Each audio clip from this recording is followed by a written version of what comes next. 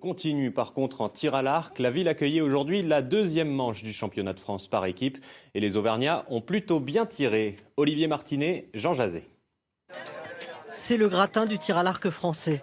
Pour la deuxième manche du championnat de France par équipe, le club d'Orion enregistre le retour d'Audrey Adisseum, la jeune archère de 21 ans médaillée de bronze au dernier championnat du monde en salle.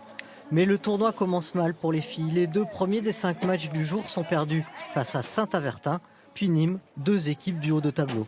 Pour ce sport plutôt individuel, jouer en équipe, c'est un vrai challenge. On peut voir de 2 façons le tir à l'arc par équipe. Soit un ensemble d'individus qui ont 20 secondes chacun pour tirer leur flèche, ou alors un collectif qui se bouge ensemble pour faire les plus belles volées possibles.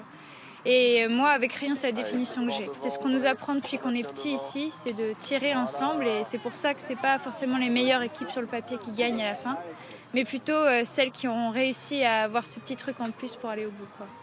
Pour chaque rencontre, les tireurs se succèdent et disposent de 2 flèches chacun.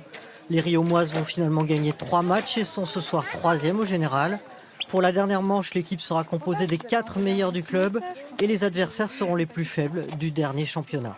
Côté garçon, avec le très jeune Maxence Jameau en chef de file, les Riomois se sont payés le luxe de battre Nîmes et son vice-champion olympique, Jean-Charles Valadon.